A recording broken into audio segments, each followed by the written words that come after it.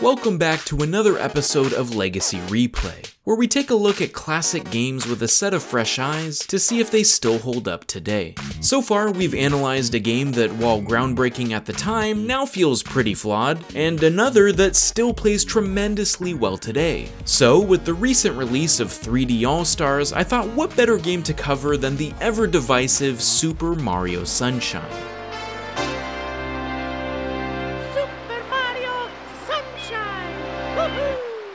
Now, I never had a GameCube growing up, but I did play this game at friends' houses. And at the time I remember feeling like it was trying really hard to insert this save the earth image, with the whole cleaning up goop and graffiti stuff. It seemed like a weird new direction for Mario to take compared to his more traditional predecessor. Strapping on a water gun and cleaning up a dirty island was certainly not how I envisioned a sequel to Super Mario 64 playing out, but alas, that's what happened. It was still similar enough in structure to what I was familiar with at the time that I was easily able to jump on in and have a blast. Every level was just so memorable. Isle Delfino is an iconic hub world. The game may have a not so great reputation when it comes to fully completing it 100%. Those blue coins can be the worst thing ever at times, but even still, I love most of what Super Mario Sunshine brings to the table. And it seems like that wavering public opinion has continued to this day. While it does have a dedicated cult classic following, there's just as many people that think it's among Mario's worst outings. So let's dive in and see how it stacks up over 18 years later.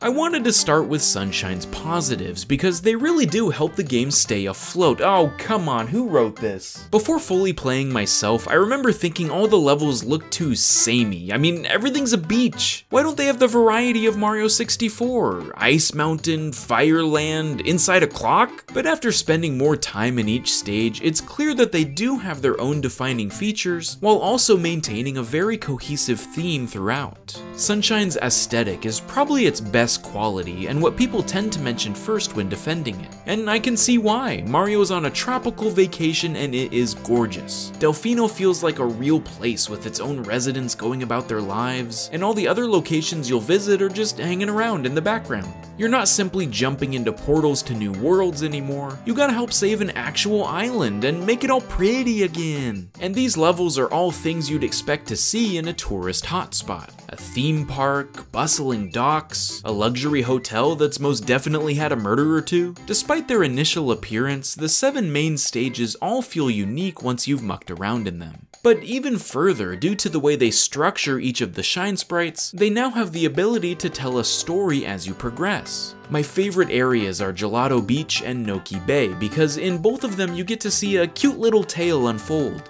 From clearing a giant worm off the tower, defeating it on the beach, and then entering that tower to discover the sandbird, to clearing out the poisonous water and finding the source of it deep below the surface, and cleaning a monster's teeth to make it all better. It's just so adorable and feels very different from the in-and-out nature of isolated stars in 64.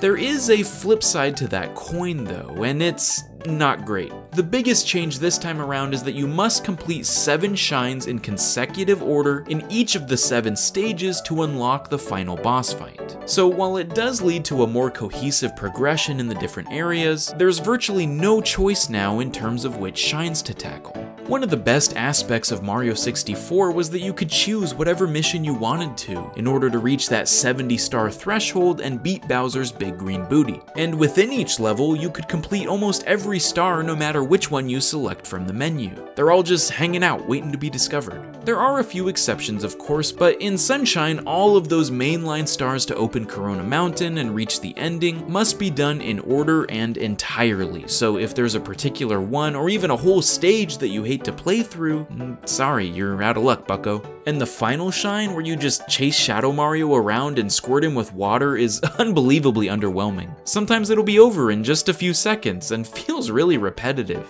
I will say this though, I think it's kinda cool that when you're following him around, he shows you how to use advanced movement tech to traverse stages, which subconsciously teaches you to test them out yourself later on. That's good stuff. What's even more perplexing though is that these shines add up to 50, counting the first one you gain from the intro, which means there are 70 other stars that are completely optional and essentially useless unless you want to complete the game 100%. And 24 of those are simply awarded for finding all the blue coins hidden throughout. So, cool. But that's not the entire reason I was struggling. Being more linear by nature isn't inherently bad, and I'm sure I would have loved to keep exploring the optional quests if it wasn't for Sunshine's true fatal flaw. Just god-awful controls. For a game all about water, this feels anything but fluid. Yes, on paper it seems like Mario has way more options for control than before. I mean, Flood adds a bunch of new mechanics here. But in reality, Mario's movement is erratic and unreliable at best. A lot of this gets covered up with the grace of the hover nozzle, allowing you to course correct whenever you over or undershoot a jump. But when it's taken away for the special stages, the jankiness becomes much more apparent. Now look, here's the thing. All of the previous Mario games have sort of become obsolete after Odyssey perfected Mario's movement. Maybe that's controversial to say, I don't know. But Sunshine feels especially awkward because it combines unpolished controls with just totally unfinished obstacles that needed a lot more time in the oven. Hey, write on this blooper for a while, but don't hit any wall or you'll have to exit the stage and start over. Oh, also, don't bump into the dock or miss the shine sprite because we decided to make this as obtuse as possible. Wow, cool sandbird, huh? Oh, sorry. Hey, can you climb up this narrow grate with a giant wall blocking the camera the whole time? Thanks. Yeah, just go ahead and walk your way up this path and you'll... Oh, sorry. This happens over and over again. I'm like, why, Nintendo? The worst one by far is the Chuckster mission. I mean, it is just straight up broken and feels like a crapshoot every time. But the secret missions in general feel especially grueling because you have to find them within the level first before playing. And if you run out of lives, it boots you out to start all over again. So some of the later ones are super annoying to keep revisiting, but you have to complete them to beat the game, so... Isn't this fun, guys? I'm having fun! Lives are definitely archaic, but they kept them around even in Mario Galaxy, so it's not like I could expect anything different here. But the combination of all these half-baked factors, from the controls to busted physics and unnecessary setbacks, are what really put a bad taste in my mouth. So I thought surely that once I tried going for the optional stars after beating the game, I would want to blow my brains out. But to my surprise, there's actually a lot to enjoy about the endgame content. Yes, of course, you have the pachinko machine, Bad. the Death Water Leaf Ride, Wrong. and the Yoshi Boat Ride that's so awful it came full circle back to impressive again. Badong. But the rest is actually kinda neat, in theory. I really liked how the 8th star of each stage was a celebration after you've taken care of all the threats. The people are having a great time and partying it up. The missions themselves aren't great, like rolling a watermelon through a Catawak mosh pit, but I like the motif they got going on, it's cute. And the 8-coin rehashes of the secret stages sounded miserable to go through again, but having Flood at your disposal this time around drastically changed the feel of the obstacles, and cast the levels in a new light since I didn't feel so limited anymore. It was a good way to reuse old assets in a new way, and while they were still challenging, at the very least felt fresh again. All things considered, Sunshine has some pretty low lows, but the highs do a decent job of offsetting them. I like how Delfino gets brighter as you slowly clean up the city, and you do get used to Flood's jankiness over time, so it's not perfect, but at least becomes bearable the more you play. There's a lot of neat little quirks, like speeding off on your belly by squirting water in front of you. It doesn't really make any sense logically, but hey, I love it. Or finding new ways to traverse locales with Mario's versatile moveset. If there's one major thing I wish was different, it would be the extra Flood nozzles. They basically didn't use the rocket or turbo ones at all, except to gate some of the level entrances, or the occasional blue coin and hidden shine in Delfino Plaza.